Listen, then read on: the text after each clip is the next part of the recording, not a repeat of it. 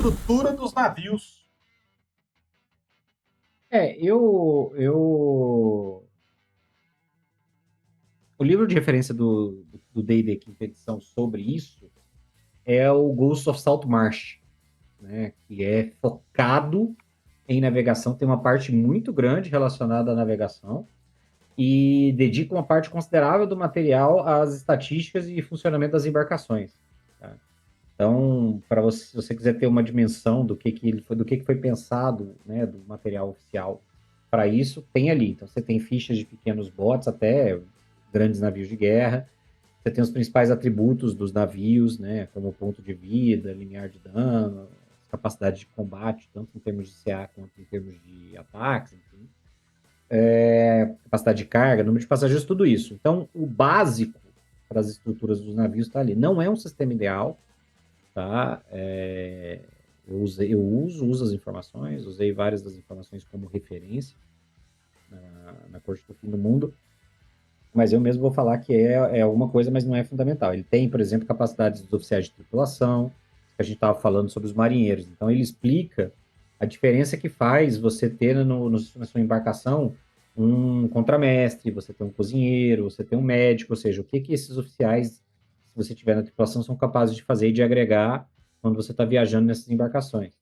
E ele tem principalmente regras de combate e tabelas de riscos para perigos. Então, assim, até para você ter uma referência como narrador, pô, os caras vão enfrentar uma tempestade, qual é a CD, os caras têm que fazer o teste, de que tem que ser o teste que eles têm que fazer para pilotar o barco naquela situação.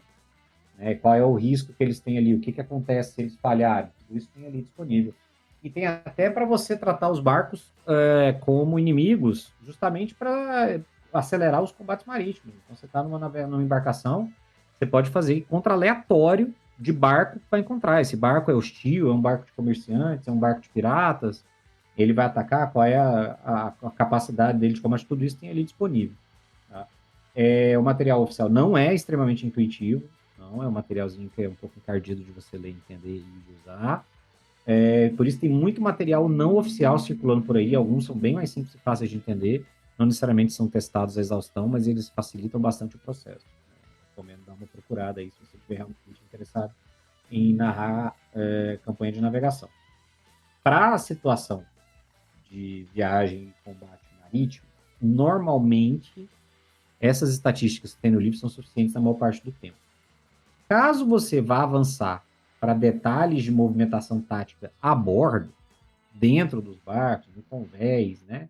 Abordagens, etc. Aí começa a ser importante você ter, e nesses livros tem alguns materiais, mas você também vai achar esse material tanto gratuitamente quanto pago na internet, os mapas para referência de deslocamento, tamanho de amurada, esse tipo de coisa. Então, assim, nossa, um longship viking, como é que ele é o desenho dele, como é que é o formato, né? Como é que funciona a movimentação dentro dele. Tudo isso tem disponível tanto no livro oficial quanto em material não oficial.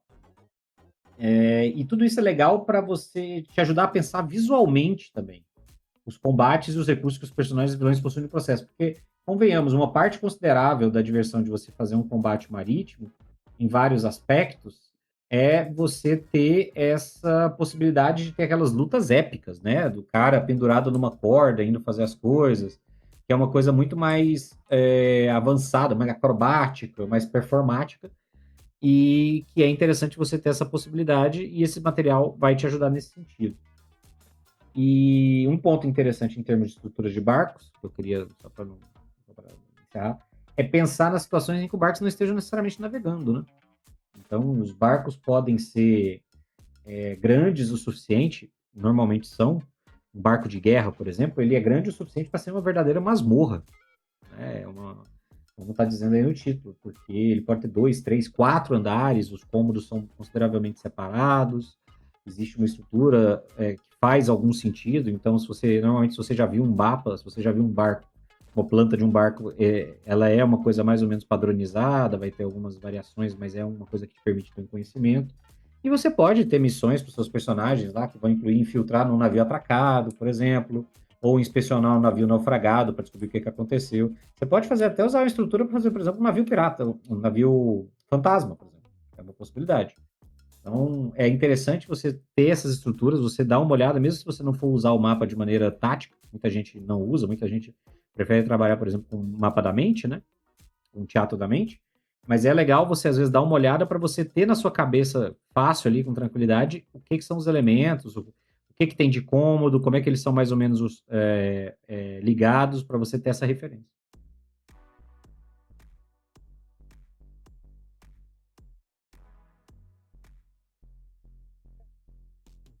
Sistema de masmorra de Noruega, isso foi bem direto e reto. Tem barcos que são grandes o suficiente para ser uma dungeon. E o engraçado não é que vamos dar uma aulinha de como que é um barco.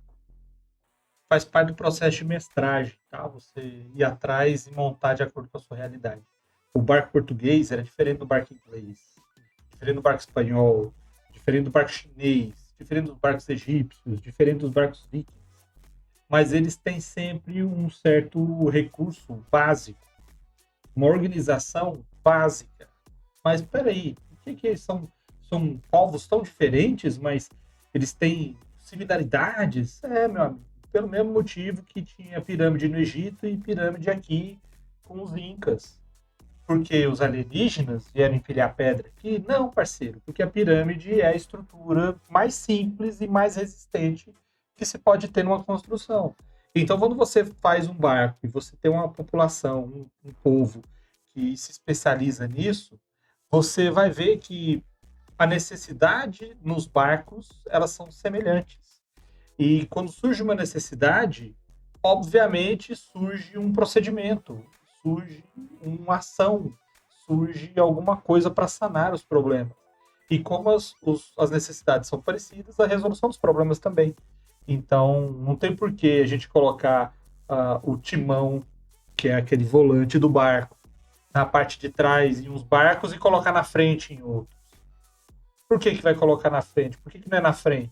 Porque não adianta você colocar na frente. Você não consegue direcionar o barco facilmente se ele for na frente. Viu-se que era mais fácil na parte de trás do barco.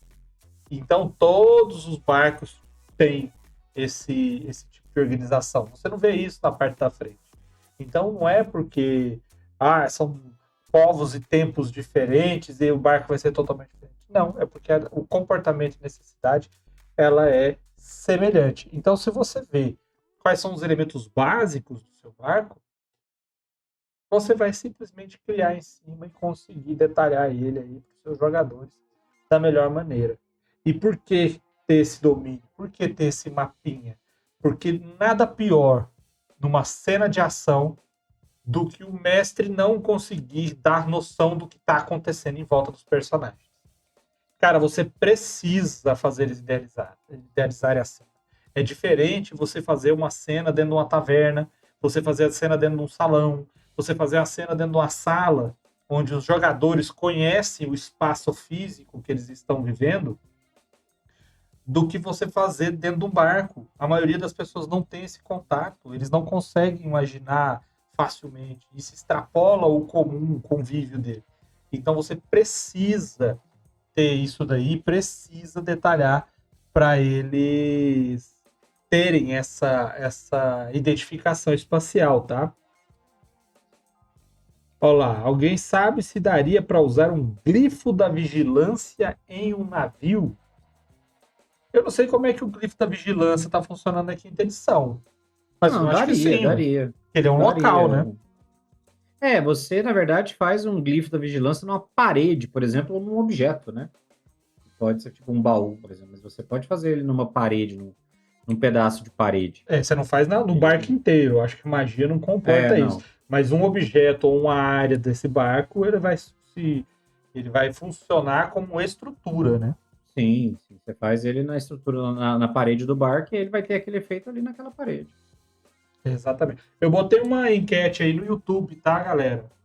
Responde aí para nós. A pergunta é: você prefere uma campanha mais fantasiosa ou mais realista? Isso aí por causa da mensagem do Caio. E algumas pessoas já responderam. Responde aí, aproveita.